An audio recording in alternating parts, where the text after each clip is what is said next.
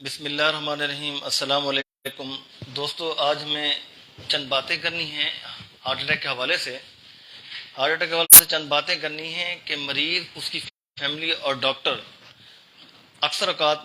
مریض کی جان گنوا بیٹھتے ہیں۔ اور وہ کیسے؟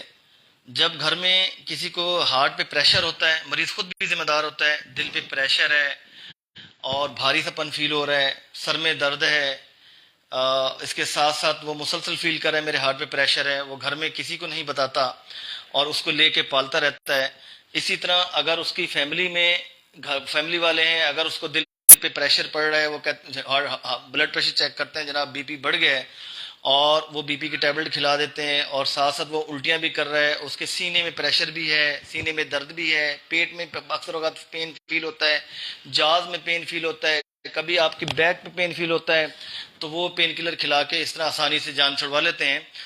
مگر ان کو یہ سمجھ نہیں آتی، یہ عقل نہیں ہے کہ ہارٹ اٹیک بھی ہو سکتا ہے۔ اور اس طرح مریض بھی ان چیزوں کو وہ نارمل سمجھتا ہے۔ پھر اگر کسی جی پی کے پاس جاتا ہے، کسی ڈاکٹر کے پاس جاتا ہے، تو وہ کہتے ہیں جناب گیسٹرک میں،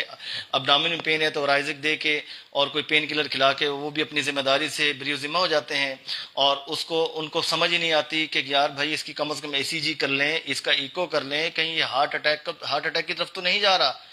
اگر یہ کر لیں گے تو پتہ چل جائے گا، تو وہ مزید کمپلیکیشن سے اور ہارٹ کے ڈیمیج ہونے سے مزید اس کا جو پارٹ ڈیمیج ہو رہا ہے، جہاں بلاکیج ہوئی ہے اور ہارٹ بلڈ سپلائی نہیں ہو رہی ہے، اور ہارٹ اس کا ڈیمیج ہونے سے مزید بچ جائے گا۔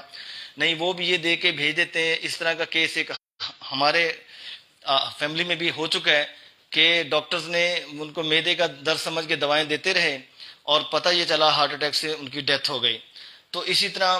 اکثر اوقات مریض بھی کیا کرتا ہے، گھر میں اپنی حکیم سے دوائیں لیتا رہتا ہے کہ مجھے معدے میں گیس ہے، معدے میں پین ہے،